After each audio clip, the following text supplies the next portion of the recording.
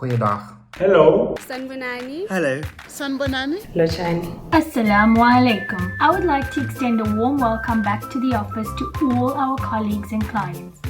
I enjoy the visibility of being together in one place where we can easily see if someone's there or having a bad day and not just an orange, green or red circle around their name on the screen. It's great to be back in the office. Really excited to be back, not only with my colleagues but my best friends, to be sitting with my teams. I really did miss the human interaction.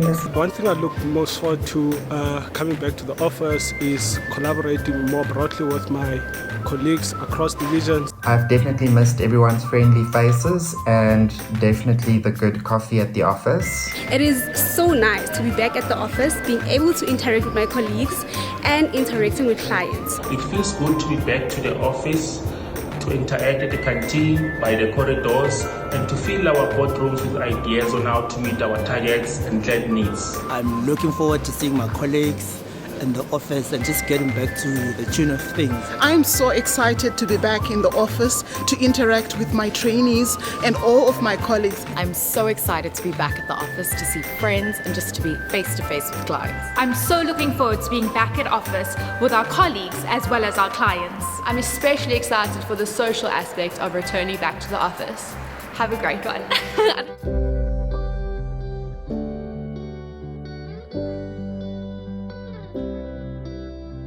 In the office, there's that sense that we're all working together towards a common goal.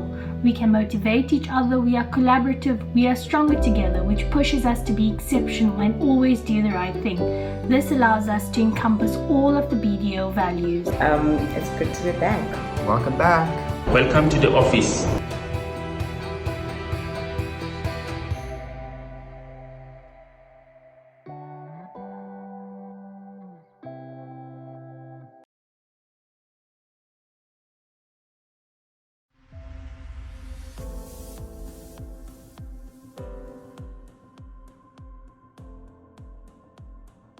Clarity. Clarity is the cornerstone of how BDO does business. It drives us, it holds us to account, and it gives us tangible action plans to address the challenges that are currently facing South Africa. Whether we're auditing or advising our clients, we have a responsibility to have those candid conversations about the future of our country, and I think more importantly on how the business community can come together to help make a positive impact on economic change. This means working together with the public sector, finding the solutions before we could complain about the problems, and being able to articulate our views and things that need improvement without the fear of reprisals or retribution. At a time when it's convenient for businesses to take the easy route instead of doing what's right, we must be a leading light to help our country move forward.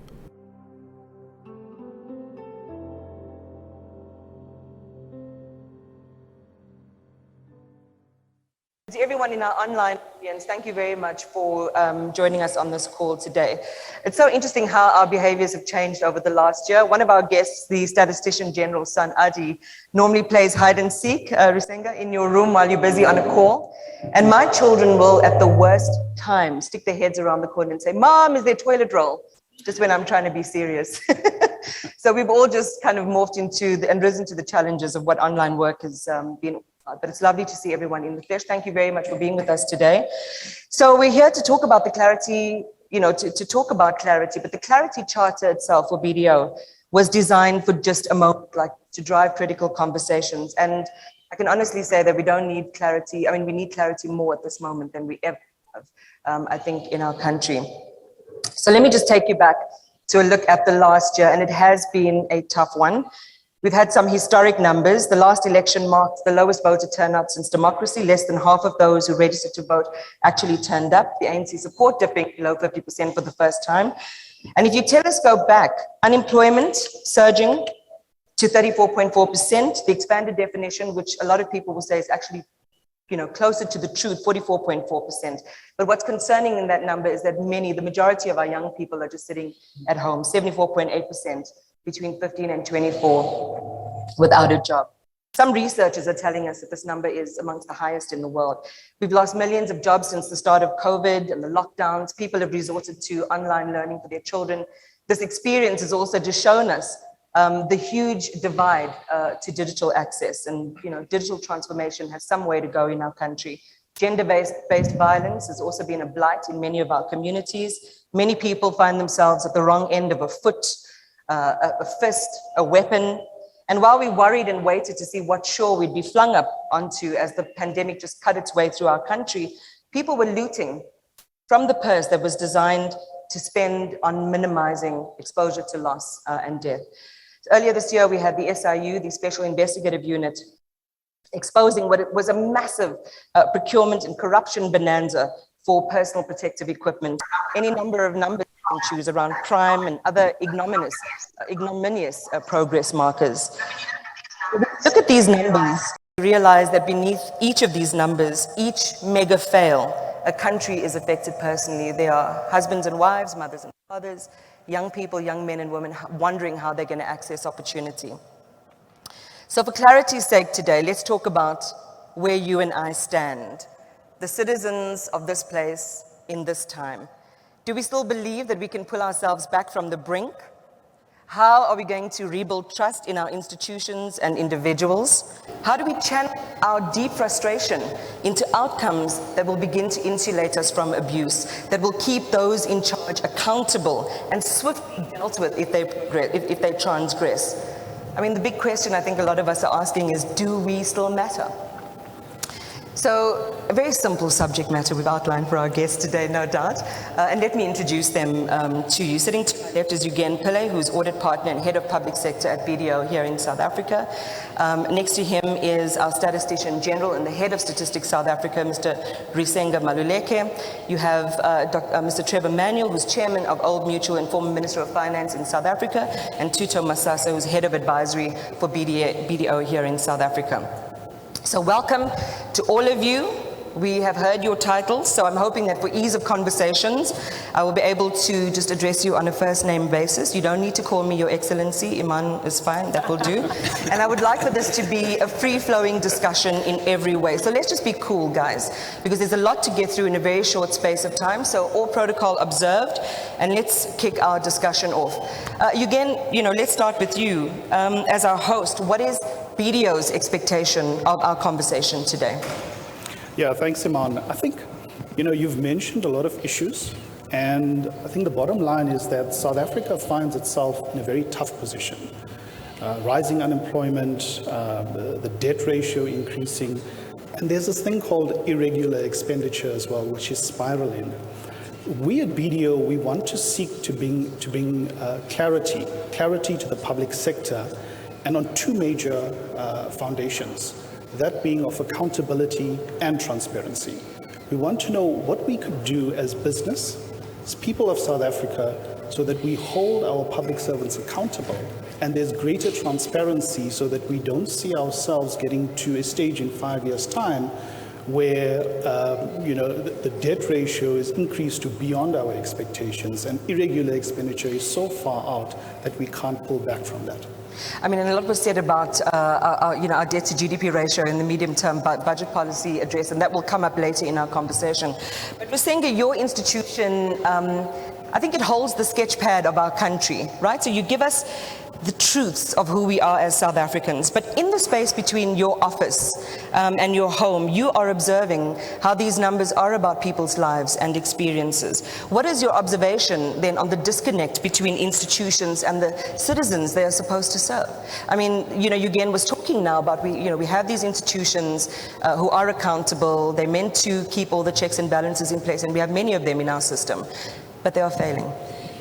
Well, Iman, the one interesting thing is that the Statistician General always has to give the numbers, and independently so, to the nation. Now, one of the issues you've been raising, and you've been saying all these numbers, and you have referred to how low the situation is. Now, for the statistician general, there are no taste buds, and there's no number too high or too low. You always have to make all those numbers available, because when the statistician in official practice starts getting attached, emotionally attached to those numbers, or giving adjectives to those numbers, then they will shy away from making them available. And shying away from making them available, they will have lost their independence, and finally the nation will never know.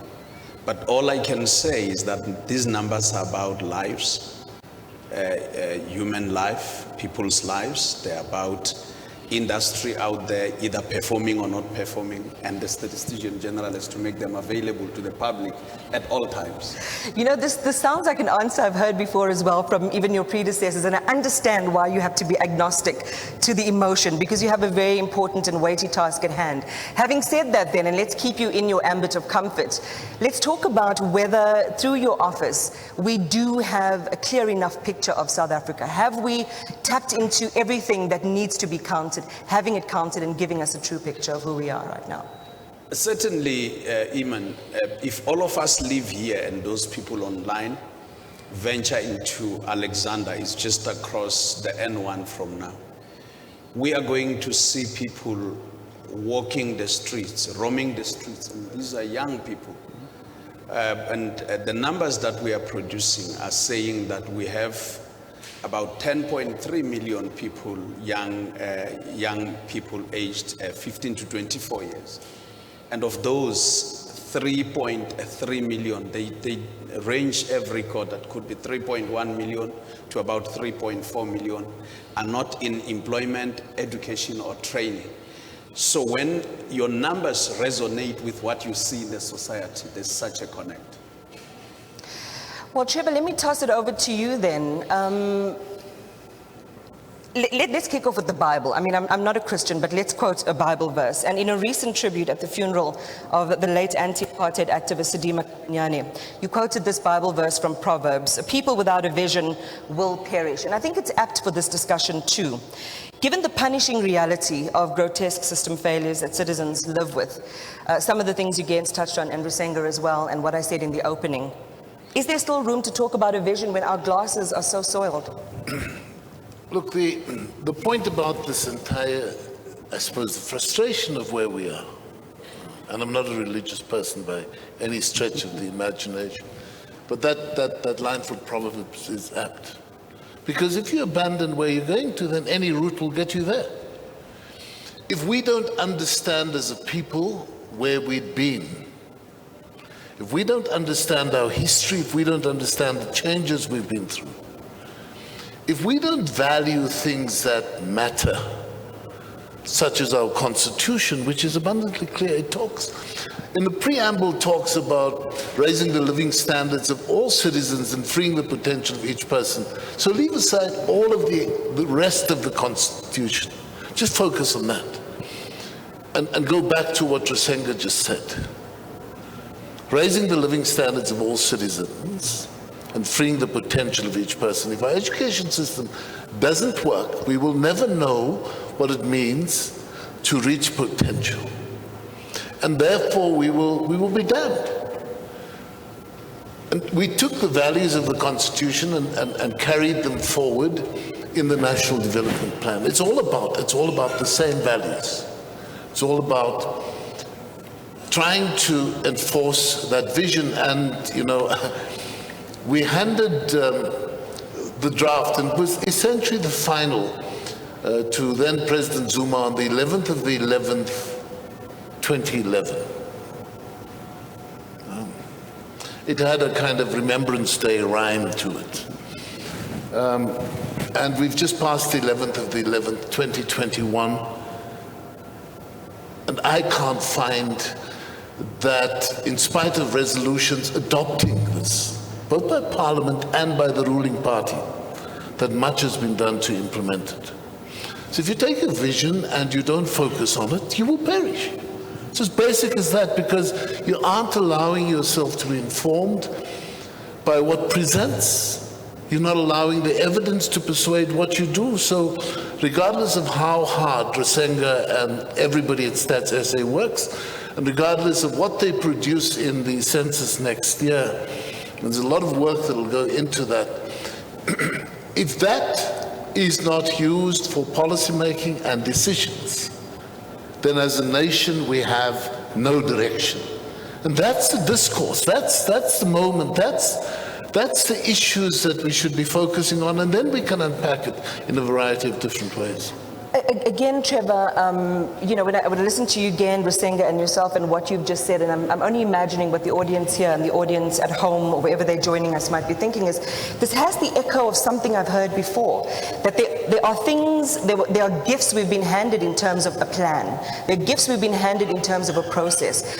But the promise of delivery is always the missing piece. We have these conversations that are echoes in time every single year. And I'm going to come back to that because we'll talk about something that we discussed in the boardroom before we came in around how we're spending a lot more money on yesterday than we are on tomorrow in terms of debt management and servicing rather than on education and building the kind of country that has the ability to take us where we need to go.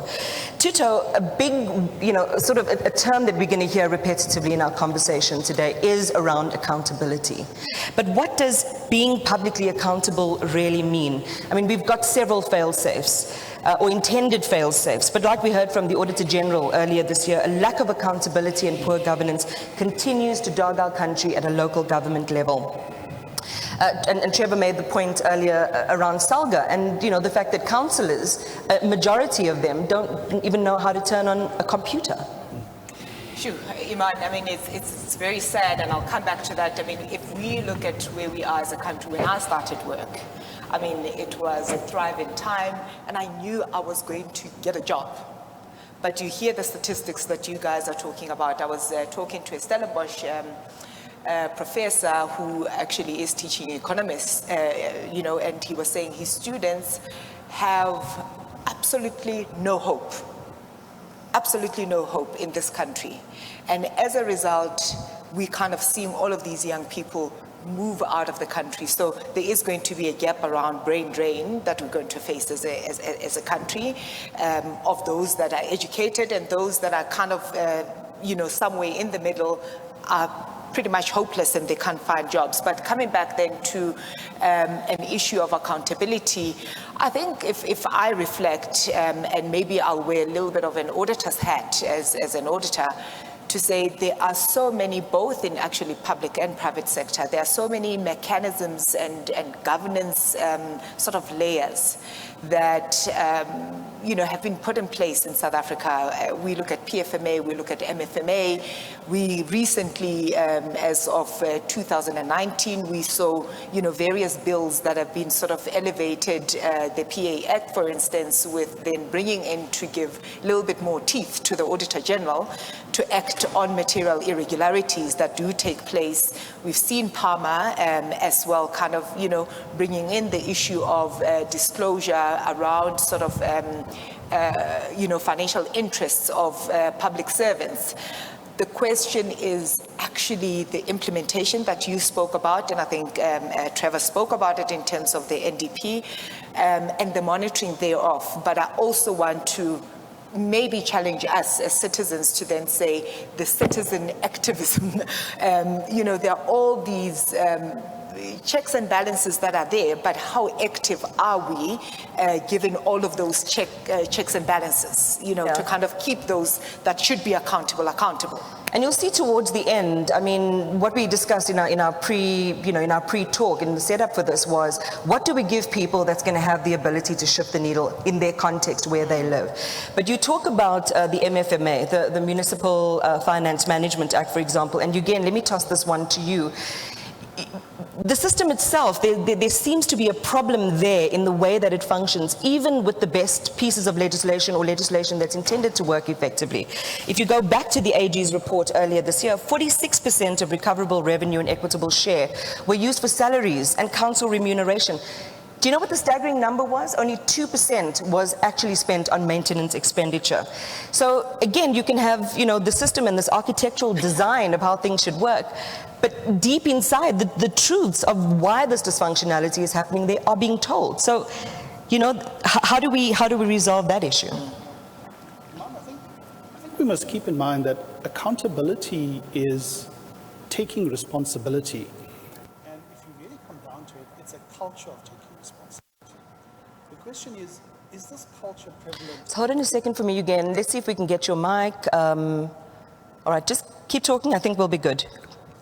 Is there a culture or just project, darling, project.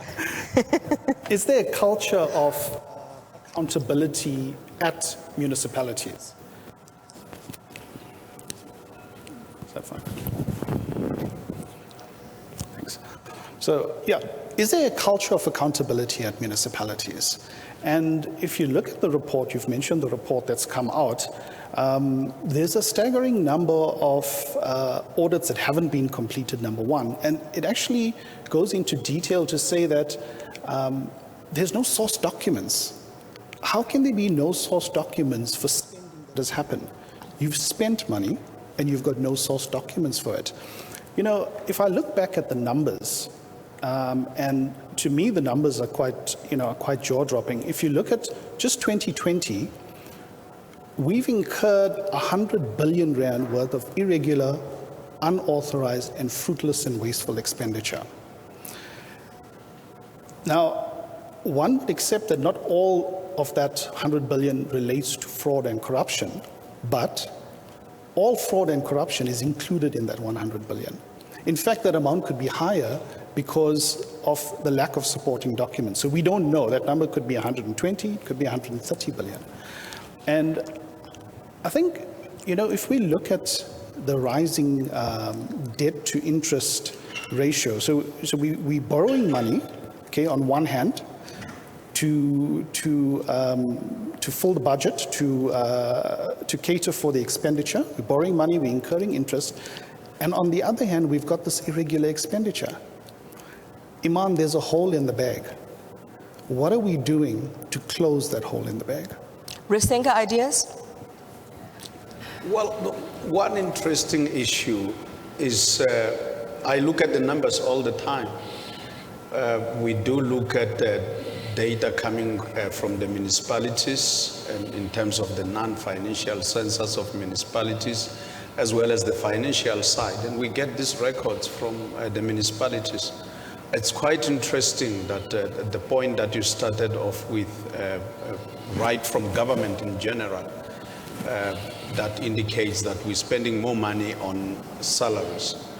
But accountability is a very interesting concept for statisticians, because we look at the numbers and we say, you want to see the economy growing at full set, you want to see prices being at their lowest, and you want to see unemployment seated at the lowest. That's what politicians would want to see, policymakers would want to see. That's what citizenry would want to see. Now, what we're seeing is, look at construction, for example, and that's the point you were saying, that only 2% was spent on maintenance, is that construction as a sector in our country has remained depressed for quite some time. It has been losing jobs for quite some time. If you look at fixed capital formations, and that's investment in terms of the cranes that you see when you are driving between Pretoria and Joburg, you're not seeing as much of those, and we are losing jobs in that sector. That is the one part. Yet, trade, construction, and agriculture are amongst the sectors that are contributing far more than their share of nominal GDP, so in terms of employment. So when you have a sector that, even when its share of nominal GDP is relatively smaller, yet it contributes a lot more, and it's depressed, and it's losing a lot more jobs, then that's what the statistician general can make available, and I'll leave it to the public to have to worry or applaud about that. But that's the job of the statistician general. Always enumerate the issues, make those pictures glaring, whether it's successes or challenges or failures, make them glaring all the time. I saw you almost indicate that you wanted to say something, Trevor, but back to Eugen's point, which Rusenga's picked up on the hole in the bag, and back to the system itself. We have good budget allocation. Our problem is around the controls and the oversight. So take us back to that territory of, where are the guardians and how effectively are they able to execute their role? Iman, the way in which legislation is constructed, ministers are responsible for outcomes, and they don't get into the play. Rusenga, as the accounting officer for that department, should have full control. The minute a minister steps across the line, in sport like rugby, he or she would be offside. They're getting involved in things that they actually have no responsibility for, like tenders. Why do ministers get involved in tenders? It means that they are deviating from their key issue. Their key responsibility is to hold, firstly, the departmental officials accountable for what they're doing. And secondly, then to be able to go to Parliament and account for the outputs of the department. Ministers don't appear before the Standing Committee on Public Accounts to explain how money was spent. That's what DGs do. But ministers have to know what's going on. And so effectively, when you reach that level in government, you don't actually have a manager. You must be trusted with the responsibility. And that's where this thing breaks down frequently. I can look back on my own life and say, because I grew up poor and I lived in the same community forever, the thing that bothered me is, what would these people say if I did wrong? Because you've emerged from there, and people look to you with pride because you are spawned by this community. And when you let yourself down, you let the community down. And these are, you need to develop your own measures so that you feel accountable for what you do. And too bad that so many people have stepped across that line. And the bulk of what we're doing, I said to a president once, in the 20 years I'd been a minister, I did not intervene in a tender once. Yeah, but I'm not an angel, but I didn't ever intervene in a tender because it was not my place to do so. Why do ministers get involved? Why aren't they called out? Why aren't they dismissed for being involved in wrong things? Why don't we try and bring back what we have? And in fact, sorry to go back to the National Development Plan, it talks about strengthening the political administrative interface. So politicians, as ministers, are responsible for the politics. The administration is done by other people who shouldn't be involved in the politics. And if you fail at that, everything else comes apart. Yeah, but here's the thing. We find out about this malfeasance or the interference after the fact. So it means that there's another step in between that's missing, of people who can say, hey, who can whistleblow before this thing even happens. So, we'll talk later about whether we need an Inspector General for procurement, whether, we can beef up things like probity audits and things like that. But for right now, it still goes back to the people in those offices who are the first-hand witnesses, whose responsibility it is to say stop. Iman, part of the frustration is that the system is actually designed to construct accountability. So this week, there would have been a gazette issued in terms of Section 32 of the Public Finance Management Act available to Parliament. And that gazette would tell you what the expenditures by department were at the end. It's actually the end of September, so there's a month lag. And then 2 weeks later, there's a gazette. So you can see in any department what the expenditure was, and Parliament doesn't use this.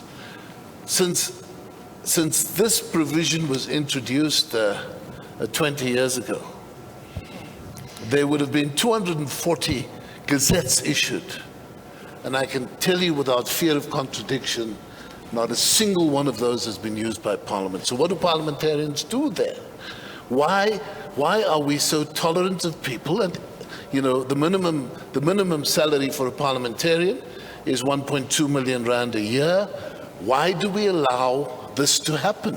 Why don't we raise our voices about the expectations of what we have of our public representatives? All right, so speaking, you know, from a weapons perspective, figuratively, our guns should be pointed at the Standing Committee on Public Accounts, I think is one of those areas that Trevor's talking about. But Rusenga, you wanted to come in, go ahead. Accountability has to go two ways. One is that those of us who know the laws and who are implementing the laws must do as much accounting and being accountable. But I think we also need to empower the citizenry. Because these points that Trevor is saying, and I can call him Trevor, he was my minister for 20 years, so today I can happily call him Trevor. This point that Trevor is saying is that the citizenry in most cases doesn't know that they have to go out there and hold their public representatives as well as public servants accountable through some of the tools that are already there. And I think party to it, including this engagement, is to ensure that members of the public continue to be empowered at all times. And that's important, and maybe we can actually just rest in that geography for a few minutes in my next question to Tato. But I just want to invite people in the audience. I mean, at any point that you have a question you want to raise, just indicate to us. If you're online, I've got my phone right next to me. Our technical team will send me some of the questions that you have. We really want it to be more than just us talking on the panel. Share with us your thoughts from the outside so that we can really have, you know, a really diverse conversation. So when you talk about accountability and how ordinary people, like my mother who lives in Pietermaritzburg, who's so, you know, frustrated with various aspects around service delivery, that she can know what to do. Because a lot of people don't know what to do. There's an information block somewhere, or people are concerned with information that only affects their lives. What's the taxi schedule? What is the fuel price going to mean on how much my taxi fare is going to cost? What is the, you know, how much is my prepaid electricity meter going to cost? And so on. And so sometimes very hard to raise your head above the parapet and say, actually there's an existential requirement from me as a citizen in this country, and here's where I can go. How do we begin to get that kind of information, Tato, that Rusenga and Trevor's alluded to, out into the public domain to demand accountability beyond lighting a match or a fuse? In fact, I think, Iman, that is a critical issue because I think everything is so complicated. You know, we talk about the legislation, regulation, all of it is complicated even for a professional sometimes, you know. So we really need to come back to basics, and I guess I'll come back and challenge professionals to really interpret some of these sort of good processes, your corporate governance and legislations into, you know, into a manner that can be understood by an ordinary citizen. So surely, I mean, the information is quite simplistic. So the education is important, and us actually really interpreting it in a way that my own grandmother can understand it. You know, what do we mean? We've got an irregular expenditure to, you know, the quantums that have been quoted. So what does that mean to them? So I think we do fail somewhere in between. And I really, as I said, for me, the challenge is one, for us as citizens, professionals, and middle class, because we're quite absent in this process. We kind of had outsourced it to say, well, it is the politicians' problems. We are not going to get involved, and we'll carry on with our day-to-day. But our day-to-day, eventually, it really does affect us. If the economy is not working, when the tide is down, everybody suffers, and we're seeing it now, you know? Yeah. And the other issue that I would also like to really maybe touch on is around the skills issue that we see in public service. There is now you're going there. An element of a gap of when we talk about accountability. There will be lack of accountability because maybe we're not appointing the right people. We don't have the right people doing the job that they should be doing, so they don't even understand the rules.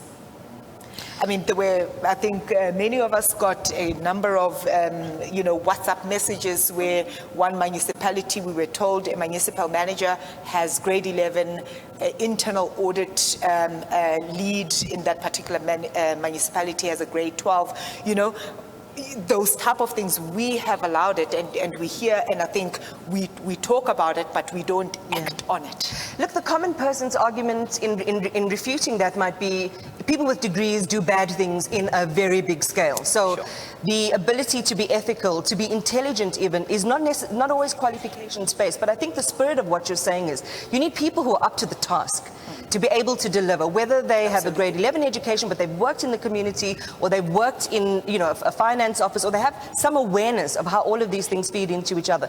We need good people in the public service, is what you're saying. So I think this is a point we can maybe, if anyone else wants to come in on the level of public servant we have in South Africa. Can I just step back from that for a moment, Iman, and say that one of the things that never happened, and I'll ask anybody in the audience to indicate when last their ward councillor had a public meeting reporting back to them. Let's have a quick show of hands. Anyone seen the ward councillor last year? Last 5 years?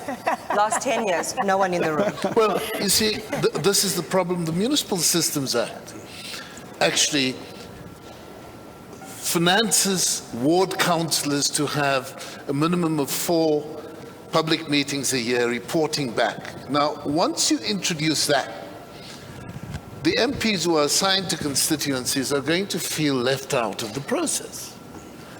But nobody does it, and citizens don't ask for it.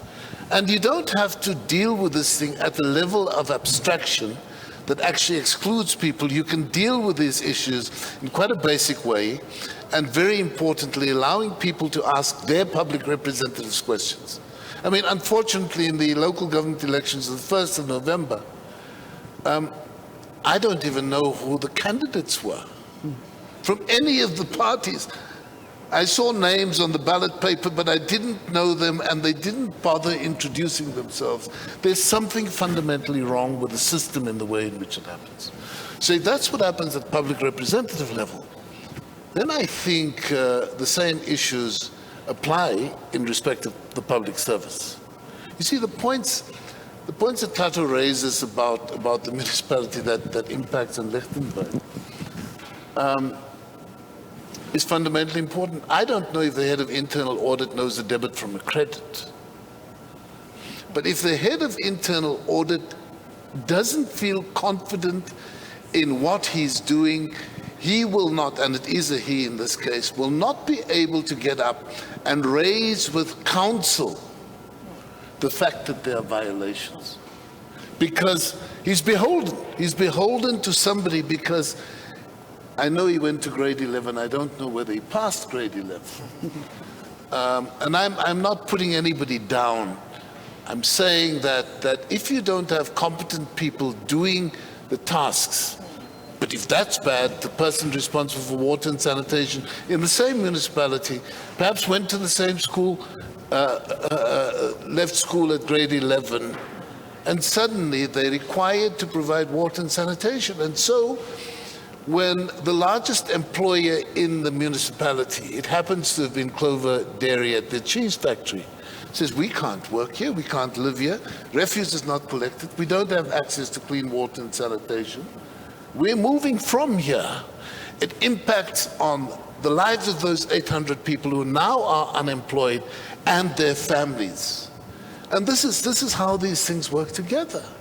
And if you don't put competent people in place, then I think those who are impacted upon most are the poor repeatedly. And these are the issues we have to talk about, because that's where the rubber hits the road in accountability. And So, maybe, just to add, you talk about people up to the task, and we spoke about the complexity in the system and all of these checks and balances, the complexity around them. So whilst we have people up to the task, they've got to be knowledgeable in delivering on the task, given that complexity. We saying things are not working because, yes, there isn't maybe appropriate interpretation and monitoring and thereof. So do we have the right people? You know, they say discussion and philosophy is infinite, but time is not. And I'm looking at mine, and we're almost at the half an hour left mark. So please, any questions from our audience, any questions from our viewers or listeners? I see your hand. We'll get a microphone to you in a second. I want you all to think about, as we try and just milk the last, get the last sort of, pearls from you as we leave, is what is it then? We've painted, I think we've done an eloquent job of painting out where the fissures are and where the opportunities for closing those gaps might be. We need some strong ideas as we leave for what happens in terms of rehabbing the system, and then also what ordinary people can do. But before I take the question from the audience, one to you again. People make a lot about elections. Oh, if you didn't turn up, then you don't get a voice. And, people can be quite rude about people that decide not to vote in this context. And we saw, as I mentioned in the beginning, record numbers in terms of our low voter turnout. But people do feel disillusioned. And sometimes, if I've done it 10 times before and nothing happened, I'm not going to do what Einstein said I should do, which is the definition of insanity is doing the same thing and hoping for a different outcome. So against that backdrop, how do you reignite people to say, don't give up, as Kate Bush and Peter Gabriel sang? Hold the line. These are the options we still have in our disposal, in our arsenal.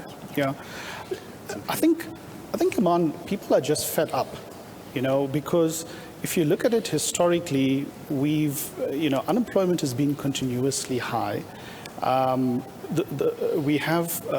cost of living is going up, and people have got to a stage where they're tired. They're tired of empty promises that they've been made, tired of, talk about things are going to get better, but at a ground level, at your community level, it's not.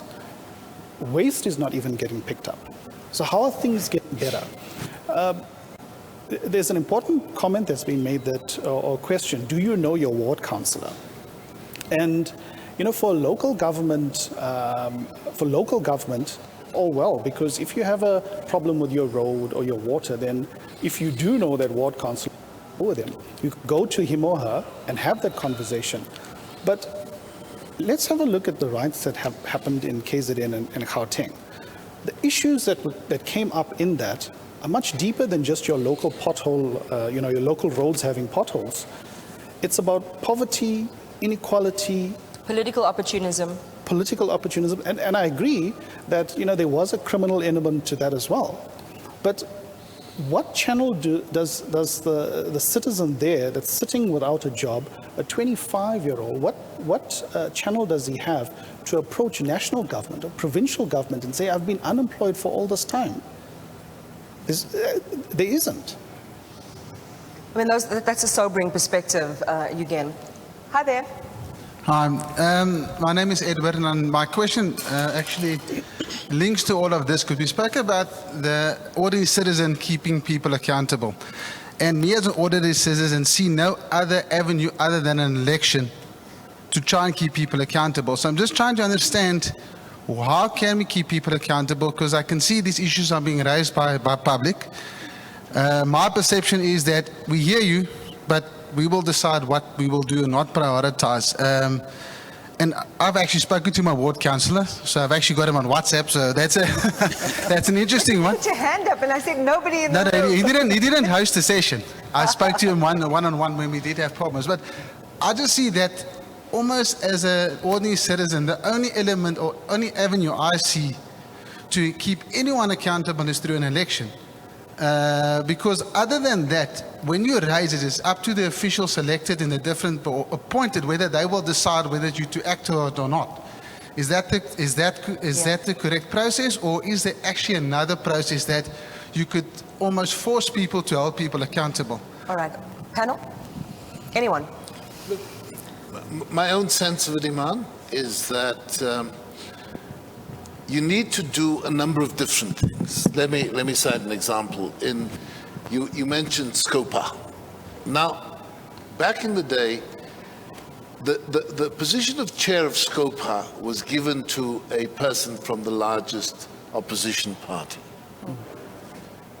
One of the recommendations I'd make, and I'll lose more friends in saying so, you need to reintroduce that as a norm, so that in Parliament there is accountability that is quite direct. Secondly, I think that with tenders, which is the biggest flaw, and it's what Eugen was talking about, they must be opened publicly. And when they're opened publicly, you can see what the prices of each bidder has been.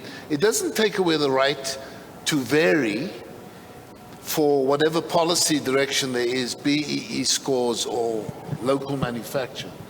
But the department that has opened the tender would have to account for why they have varied. Now, these issues become important. And as you do this, your MP and the entirety of South Africa actually has constituencies. As an MP, I once had a constituency office in Galeshewe in Kimberley. It was unbelievably difficult to get to. I failed. Later, I had a constituency in Mitchell's Plain. It worked much better for me. I still remain attached to that community, servicing, and I'm there more often than the MPs from whatever party. It's a deep, deep tragedy.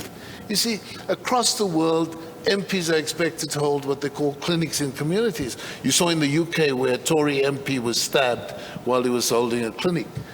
This is what MPs do without bodyguards and stuff like that. They have to be in their constituencies. And we've allowed slippage in those kinds of things. Right, so how do we get them to do it then? Part of it is the voice of communities. And you know, Iman, you're in the media.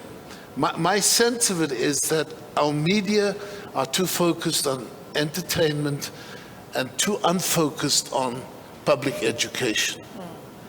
And so we don't have these discussions. You can look anywhere in the world at the nature of discussions, not abuse between MPs, the nature of discussions, trying to elucidate these kinds of issues that empower citizens to act on them. We don't have that in South Africa. And this is equally from our public broadcaster and our private broadcasters. I think it's a deep, deep tragedy. So we think that people need to remain in the state of ignorance, and you can't run the democracy.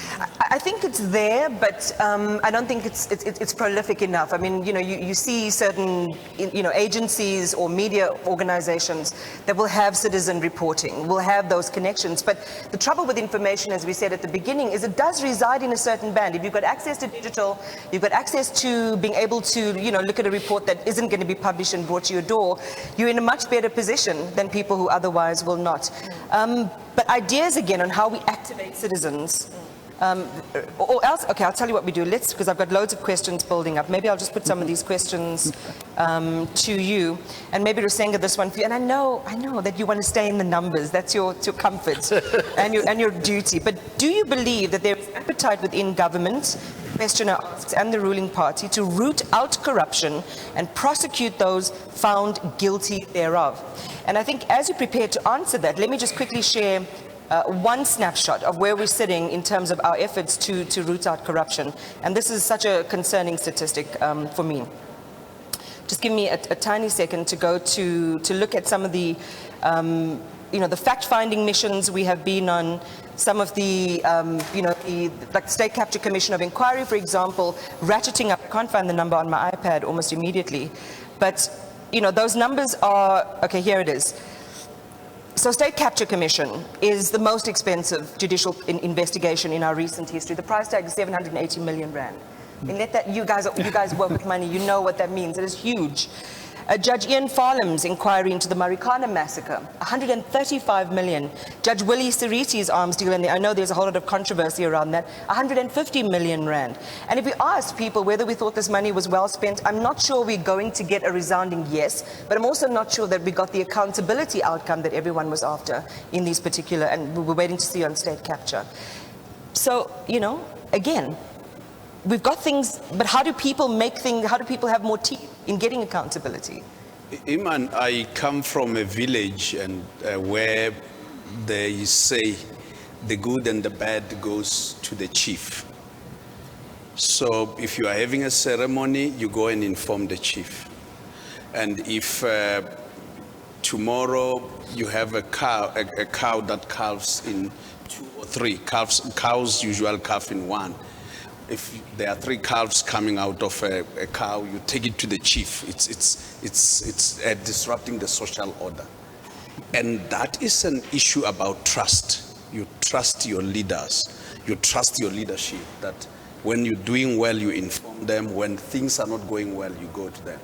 But specifically to that question, whether there is an appetite from government to take on corruption, obviously, you have already given me a disclaimer about the responsibility I have. So I'll always refer to the numbers. The public... Why did I do that? Because I can't give my opinion. I must give what the numbers are saying. The numbers, the public, we go and talk to the public in the general household survey. And over time, around 2006, 2007, all the time, the public was saying that we trust more the courts and the judiciary more than we trust the police. That's what they were saying.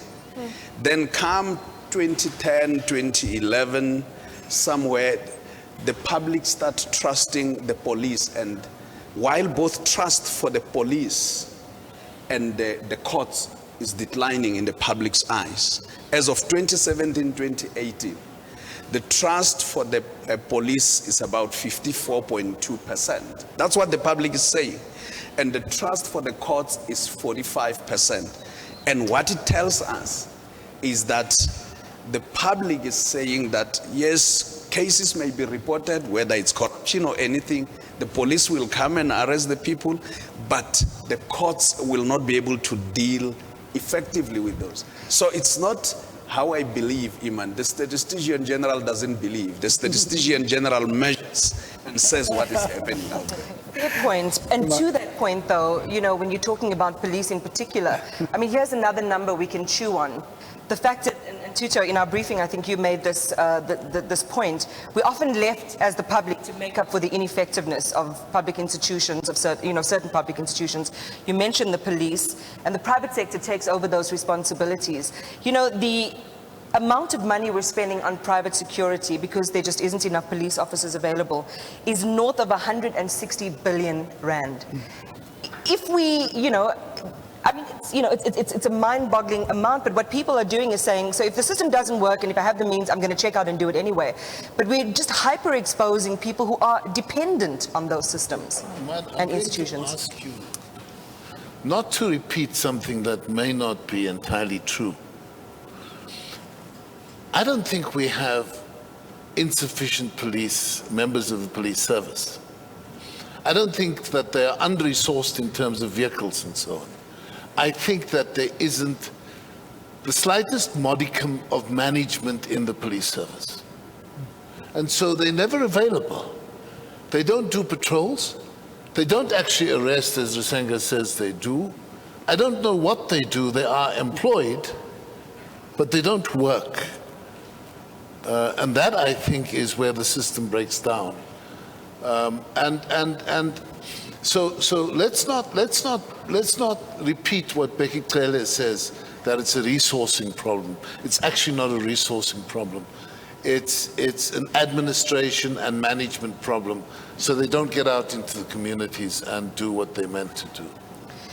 So let's share some comments then, right, from people who are observing our conversation. And then, as if my time management skills are great, I want to give you each an opportunity to create a little, I don't want to say picnic basket because that's to trivialize it, but a little briefcase, a titanium covered briefcase of things that people who are watching and listening can really use today where they are.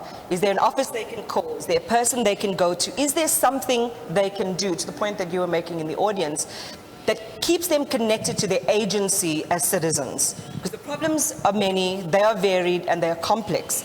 But what can an ordinary South African do today, or any person who's living in our country, do today to activate their own agency? But let me share some comments really quickly. Citizens, especially those that are disadvantaged, and a point has been made, have no idea of processes they should follow in having their political officer held accountable. It's also become a how wealthy you are game in sweeping things under the rug. There is a question, I suppose, more than a comment. Is it possible at all to separate political parties from municipal government?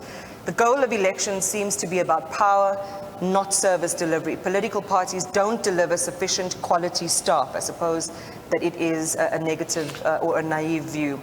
We talk about accountability and ethics, and we have amazing leaders who show they are ethical. Citizens just don't know or don't see how to hold public servants accountable and what actually happens. So again, it goes back to sort of that final point I wanted us all to think about. Iman, can I just make a comment? You know, there's this thing called consequence management. Now, consequence management is an internal process. If an entity or an employee in an entity gives out a tender irregularly, leadership of that entity can then can hold that employee account. They can open a criminal case against him, try and recoup the money, etc. And we see it happen. It's growing leg. But what happens when that tender was awarded irregularly by the leadership? Coming back to the points that consequence management there. Is there consequence management? Because if a minister had to do that, who takes consequence management steps? Is it Parliament? Is it the President? Is that platform available? And coming back to your point, is that not the reason why, and I think it was a comment that was made online as well, that we are seeing fewer people being locked up for fraud and corruption? I don't know. Masenga? Two things I want to raise. One is, and I want to come to the point that he was raising earlier, that we wait for 5 years to use the ballot. And I'm saying there are certain issues that don't require us to wait for 5 years. And this case that we are talking about of the criminal justice system becomes a good example I could make. That if we see a van parked for 2 or 3 days in a complex or in a neighborhood, then that van is no longer used for purposes of dealing with presence of police in dealing with crime, but it's more like used as transport going to work. And every van has a number on its sides. Call this number. We should be able to call this number and say, I'm wondering, I see this state vehicle parked here. As was one of the cases in the newspapers where citizens were saying, but this van always comes here during the weekends to park. That is the one part. The second issue, and I want us to, the job that I have is very interesting, because you look at the numbers and sometimes you wonder, and you don't put reasons.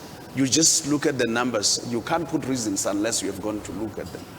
But one of them is when the public says we trust the police, but we don't trust the courts, there might be a disjuncture in our criminal justice system.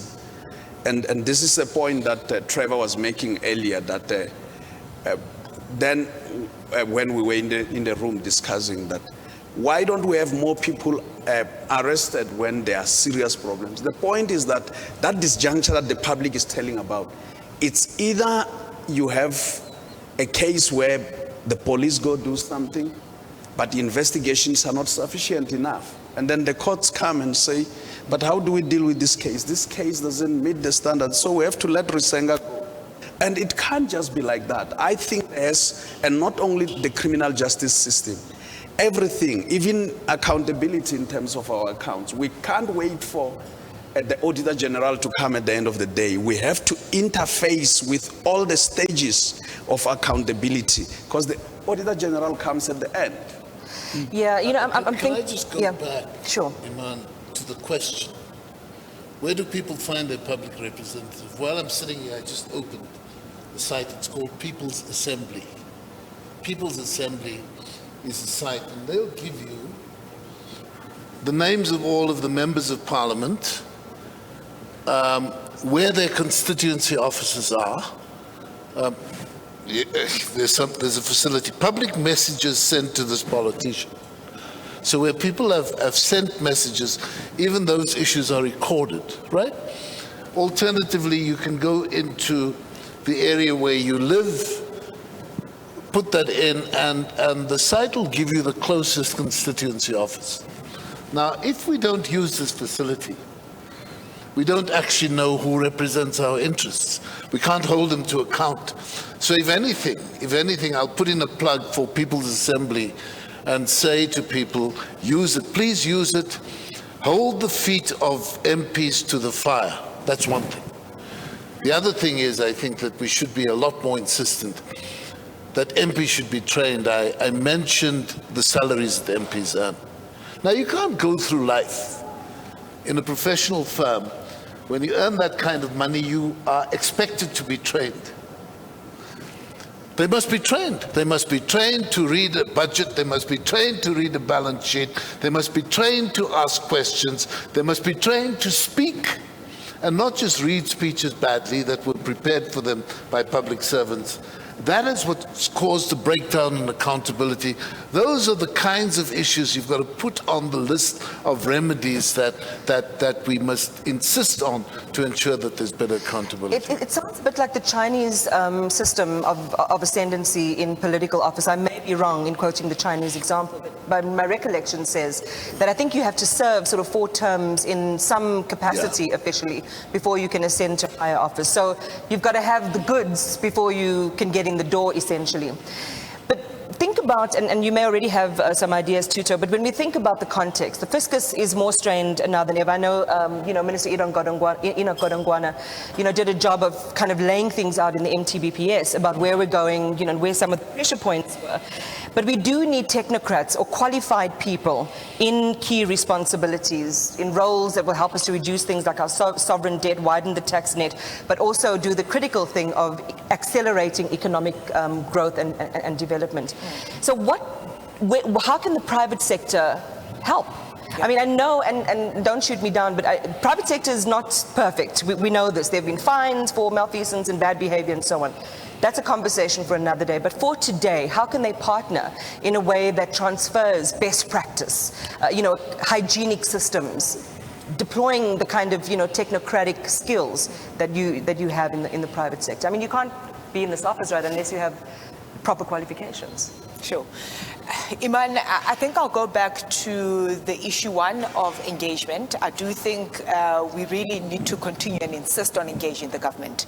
As business, I mean, there are various forums that we know of, the likes of BUSA and so on, but I think there could be a lot more and a lot more transparency in terms of how we engage the government.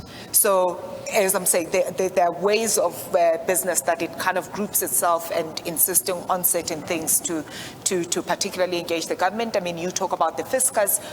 In my simple terms as an accountant, the income statement of the country and the balance sheet is strained, So as professionals who deal with numbers every day, does that keep us awake? Do we keep the CFO of this country, Mr. Godongwana, accountable in terms of you're actually not really answering the issue of the top line? We cannot, you're telling us, yes, problems that, a lot of the money that we collecting, we're going to be paying debt. You're telling us that a lot of the money that we're collecting, we're going to pay public wages. But then what are we doing and partnering with them, because we are part of that system. We are part of that pond. So if the pond is dry or is poisoned, none of us will survive. So I do think we need to increase the level of engagement, and let's do it in a transparent manner. Yeah. And then also go back and maybe answering the question, or not answering, but maybe contributing rather to the question around, say, various engagements of citizens. I also do think, which I believe probably people that have tuned into this particular session, we might have maybe a little bit more privilege around education. So what is our responsibility of teaching people that are less privileged in relation to the education of things that we know? I've got cousins, I go back to a village at the end of the day. What do I actually do back into the village of, kind of interpreting certain things back to them? So I think, those are my sort of 2 contributions. Iman, can I put some of my panelists on the spot? Yeah, please. I was waiting for that. It took almost the last 2 minutes. The Minister Golongwana in the medium-term budget policy, in the speech he made in Parliament. When he spoke about the need to campaign against corruption, he mentioned that there will be a bill on public procurement that should be before Parliament next year. Now, I don't know, I'm sure that there's already a concept somewhere.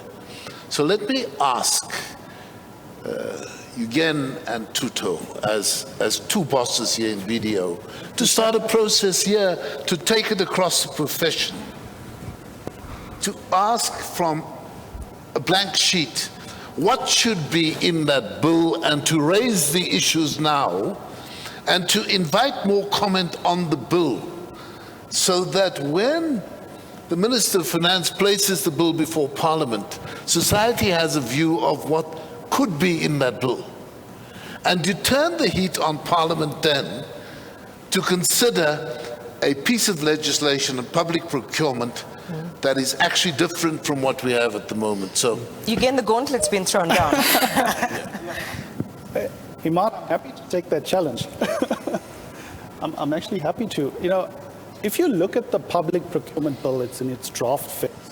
There's a lot of detail on oversight. You know, there's going to be a public regulator, the Office of the Public Procurement Regulator, that has to be set up. And this regulator will then have oversight on procurement for all your departments and public entities, which is great. It's a step in the right direction.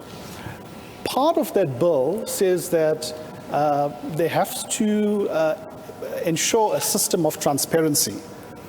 I don't know what that means, but it's in the bill. Now, the issue that I have with that is what's happening with procurement at the moment is the oversight always comes in after the fact. So entities and departments still has the opportunity to go out, spend the money, contract with firms, and once that is done, at a later stage, then they realize, okay, I've actually transacted irregularly.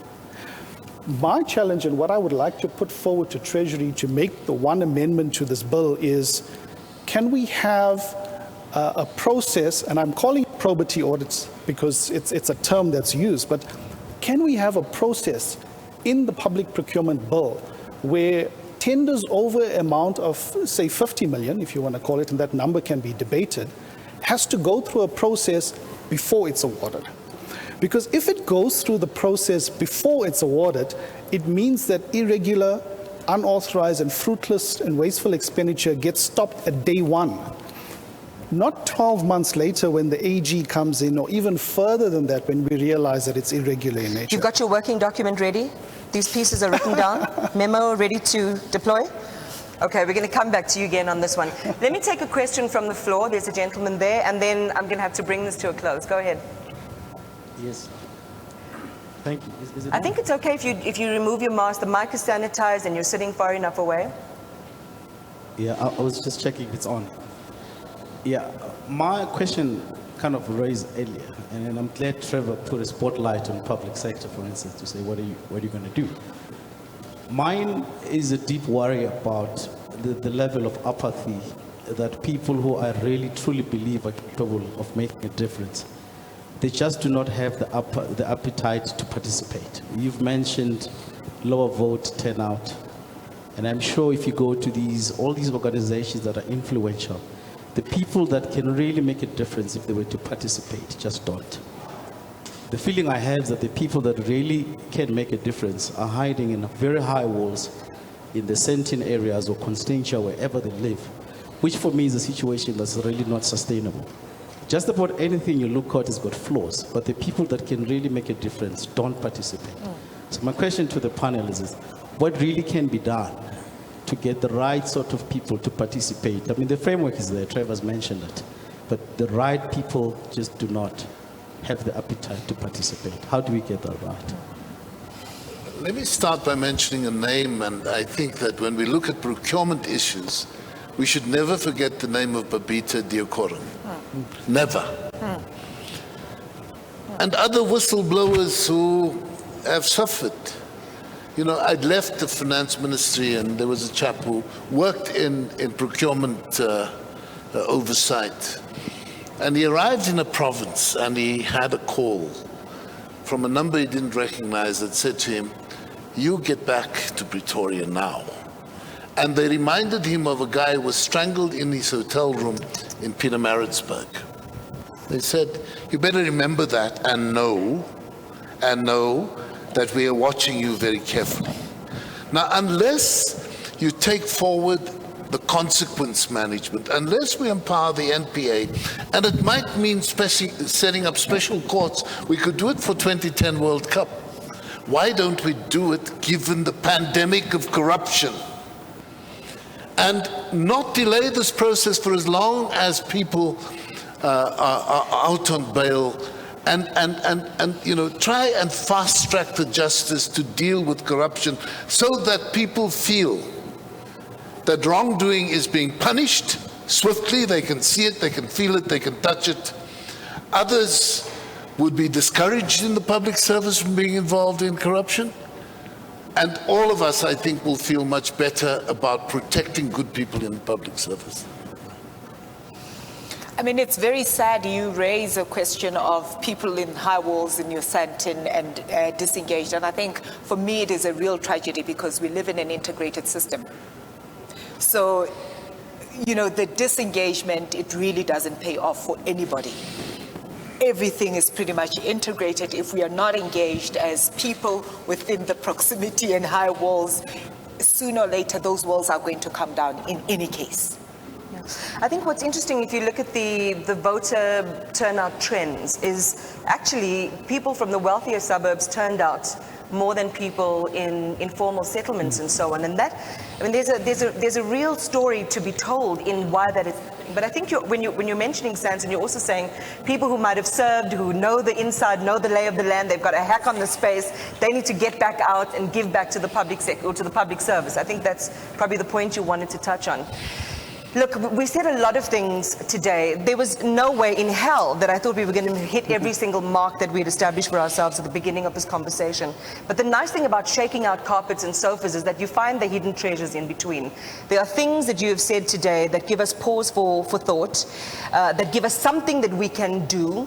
And I think that is the task, is to say, for myself, in my family and my situation, if I believe this is a country I want to live in, if I believe that this is my future and my children's future is in this country, I've got to do something. Slipping into depression, slipping into paralysis is not going to be an option, because every day when you leave your front door, whatever your front door might be, even if you don't have one, you are going to live in the society of our creation. So maybe just a word then. I mean, we've spoken a lot about systems and structures and what we can do and so on. It's just give people a boost. We don't know where people are joining us from. Maybe they were looking to this conversation to be that beacon of hope. Maybe, if you can leave everyone with something that says you still have agency, there is something you can do. Eugen? Yeah, I think let's not give up hope. We've unpacked a lot of issues today, and a lot of those issues could be very depressing depending on where you are sitting in your communities. But let's not give up hope, and let's do what we can. Use the voices that we have to hold our leaders to account. Trevor's, given us a platform that we use, and on top of that, you have your local ward council. So let's start engaging with them today. Rusenga? I want to start from where Eugen left, when he says, let us not lose hope. But also, members of the society, citizenry, should not be content with explanations when things are not happening. Because I think, be it in public representatives or those of us in the public service, when members of society raise an issue, we are so quick to explain why it's that way and why it's not working. And it's not done until it's done. So I think members of the public citizenry should always hold us to the point that I have heard everything, but it's still not yet done. That tap still doesn't have water, and we want water. Thanks. Thanks, Rusenga. Trevor? It's just about doing small things to get the system to work. I've touched on some of those. You see, my sense of it is if Edward, you then, because you've got the number of your councillor demand a public meeting, and you can refer them to the Municipal Systems Act. You become a hero in the community, and other people will follow. It's securing the small victories that will actually produce a torrent of response. It's a view I have about active citizenry. When parents are involved in a school governing body, especially in no-fee schools, they construct a line of accountability. Those same parents are going to be involved in the community policing forum. Those same parents are going to form a civic organization and demand different responses. It's when you can trigger those kinds of responses in communities that you actually lay the basis for dynamizing a democracy. Because at the moment, merely going to the polls every 5 years or whatever is hoping against hope. We have to energize our democracy, and only citizens can do it. You get the final word, Tito. Well, I think I'll just maybe challenge the constituency, which I know better, which is auditors and maybe governing bodies, you know? And I'm just saying, with the auditors, every single year there are findings and we're part of this. So what is it that we're challenging in terms of the sort of the making sure that management within the public service has actually really acted on those findings that we talk about. And then the governing bodies as well, I really would like to challenge the different levels to then say, what are the conversations that you're having in the boardrooms? What are the challenges that you're really having in the boardrooms? I mean, essentially you are entrusted to really ask the right questions and make sure that we have really implemented, or the public servants have implemented certain issues. So I really would like for you to just rethink your role again in the public, in the bigger picture of the public service. So we've had our intellectual cardio. Thank you, guys. It was wonderful listening to you. Thank you for sharing your insights. Judging by the questions as well, I think there was a lot of, it had a catalytic effect with people that were listening. Thank you to everyone in our audience as well for being here. And I think the only way for me to end is to quote one of my favorite essayists, the French essayist Anaïs Nin, who said, "We don't see the world as it is, we see the world as we are." So I just implore you to take another look at yourself, and if you think, I don't matter, I can't do anything, this is too overwhelming, it's a picture that you can change once you find your voice, once you find your feet once again. So go well, be safe, and see you next year, hopefully, for the 2022 BDO Clarity session. Thank you so much for your time. A round of applause. Thank you.